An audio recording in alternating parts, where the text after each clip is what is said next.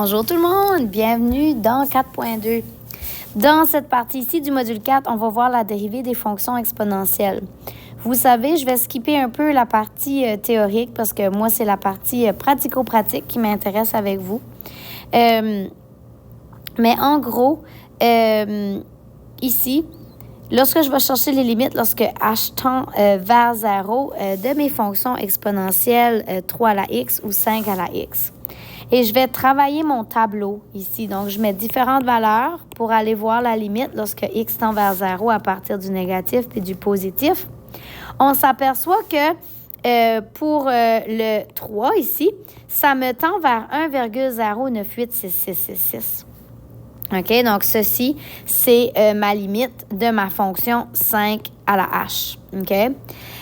Lorsque mon h tend vers 0. Donc, lorsque je calcule à la calculatrice le logarithme naturel de 3, ça me donne 1,08986. Donc, on peut accepter que par cette preuve ici, très brièvement expliquée, que lorsque je veux dériver 3 à la x, ça me donne ln à la 3. Lorsque je veux dériver 5 à la x, ça me donne ln à la 5. Donc, on peut accepter que la limite, lorsque h tend vers 0, que c'est le logarithme naturel de a. Ceci, ça va nous apporter à nos théorèmes. C'est vraiment ici qui m'intéresse le plus, donc voir nos théorèmes et voir comment on peut les appliquer. Alors, si j'ai une fonction exponentielle a à la x, a doit être plus grand que 0 et différent de 1. Alors, lorsque je vais dériver ma fonction, je vais garder a à la x et je vais le multiplier par ln de a. On ira voir des exemples juste après. Théorème 2, si j'ai une fonction avec une base a, encore une fois, plus grande que 0 et différente de 1, mais qu'à mon exposant, j'ai une fonction, alors dans ce cas-là, je vais garder a avec ma fonction, je vais marquer mon ln de a, donc mon a qui est là, et je vais faire la dérivée de ma fonction. Les preuves sont là, preuves, vous pouvez les regarder si vous le souhaitez. Maintenant, moi, ce qui m'intéresse, c'est comment faire la dérivation. Donc, on va dériver le premier exemple. Puis, évidemment, il faut continuer à appliquer toutes nos différentes lois. Donc, ici, on s'aperçoit qu'on a deux fonctions qui sont multipliées. Alors, lorsque je vais dériver, je vais d'abord dériver ma première fonction qui va devenir 5x à la 4 que je multiplie par 5 à la x. Et je vais additionner. Je ne vais pas modifier ma première fonction. Et là, je veux dériver 5 à la x. Mais nous avons vu juste avant, en haut ici, que je vais garder mon a à la x et je vais multiplier par mon ln de a. Alors, je vais multiplier par, je garde mon 5 à la x et je multiplie par ln de 5.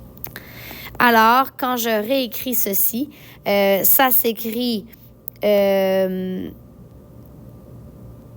Qu'est-ce que j'ai fait là?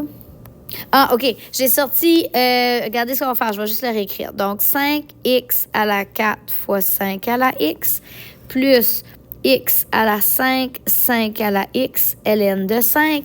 Et là, ce que je m'aperçois, c'est que j'ai des facteurs communs, OK? Donc, j'ai 5x qui est commun dans mes deux termes, et j'ai aussi x à la 4. Donc, je vais aller sortir mon facteur commun. Donc, x à la 4 et 5 à la x, qui va faire que ici, il va me rester 5, plus ici, il va me rester 1x ln de 5. Et voilà, tout le temps important de faire le facteur commun. Bon, maintenant, le nombre népérien. Donc, ça, on a déjà vu ça, c'est comment aller trouver la dérivée. Mais ça serait intéressant de trouver un certain nombre a pour que ma limite donne 1. Donc, si j'ai un a ici, que ma limite donne 1, ça ferait certains calculs un peu plus faciles. Mais il existe ce nombre-là, c'est le nombre e. Alors, mon nombre 1, qui est le nombre népérien, lorsque h tend vers 0, ça va tendre vers 1. Alors ici, ça montre un peu avec la table des valeurs. Si je viens pour calculer ceci, c'est toute la preuve. Mais avec la table de valeurs, je peux constater que mon E se rapproche de 2,71828, etc.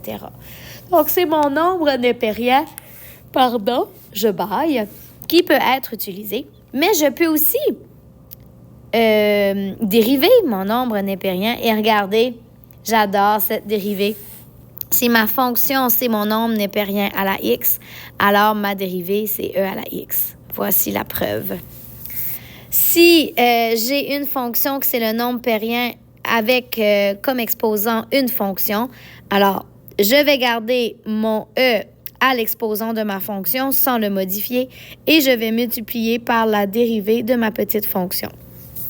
Alors, voyons voir l'exemple juste ici. Dérive la fonction g de x. Alors, si je regarde bien, mon 5 est une constante.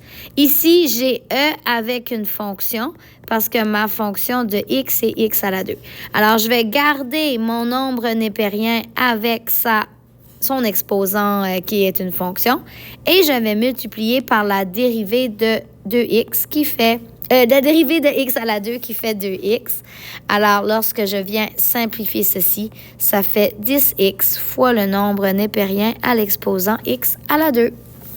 Et maintenant, vous êtes prêts à commencer votre devoir numéro 1 à 5, aussi simple que ça. Bon travail!